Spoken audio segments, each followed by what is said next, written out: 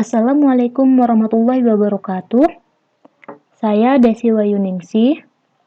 Hari ini kita akan belajar membedakan suspensi, koloid, dan larutan. Tentu kalian pernah melarutkan suatu zat, bukan?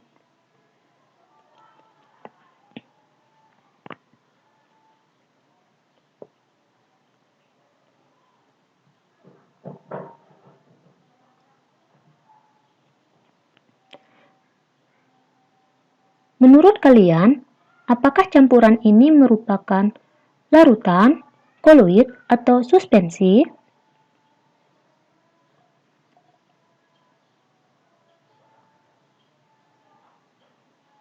Kalian pasti pernah melihat atau membuat es sirup, air gula, jus mangga.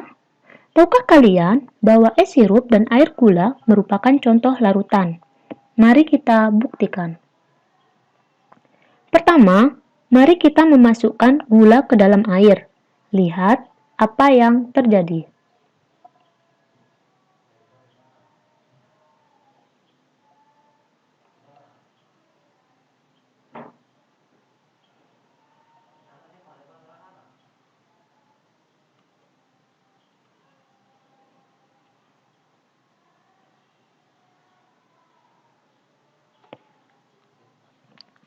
Dari percobaan tersebut, gula larut dalam air. Campuran seperti ini disebut campuran homogen, di mana partikel-partikel pada campuran memiliki ukuran kurang dari 1 nanometer. Nah, ukuran inilah yang membedakan antara larutan, koloid, dan suspensi. Campuran seperti ini yang disebut larutan.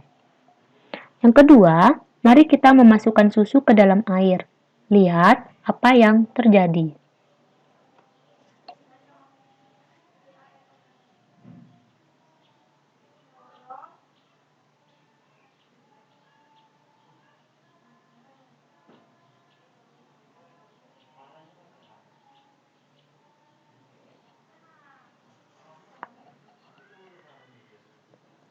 Campuran susu dan air terlihat seperti menyatu, namun sebenarnya tidak. Campuran seperti ini disebut campuran homogen. Ukuran partikel pada campuran berkisar 1 nanometer sampai 100 nanometer. Campuran ini merupakan campuran koloid. Ketiga, mari kita memasukkan kopi ke dalam air. Lihat apa yang terjadi.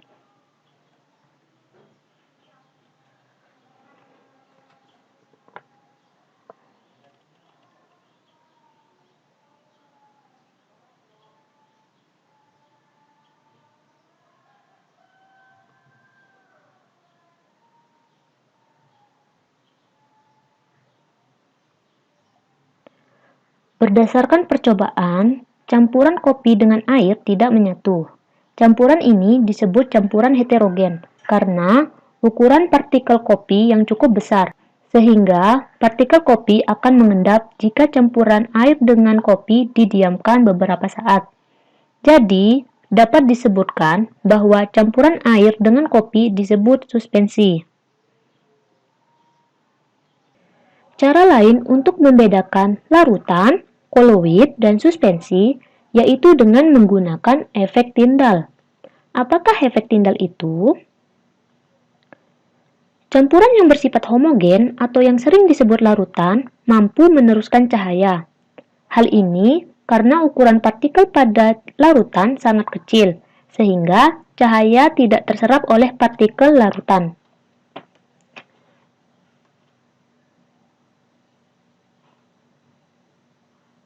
Suspensi. Suspensi merupakan campuran heterogen.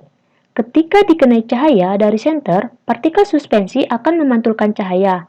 Namun, sebenarnya bagian besar cahaya diteruskan karena ukuran cahaya pada suspensi jauh lebih besar dari koloid dan larutan.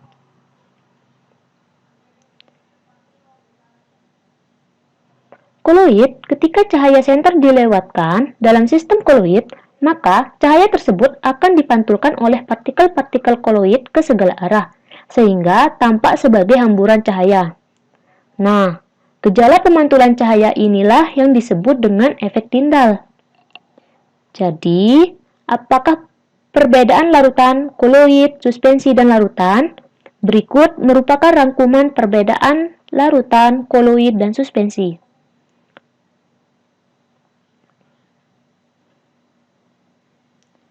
Sekian pembahasan tentang perbedaan larutan, koloid, dan suspensi. Terima kasih dan selamat belajar.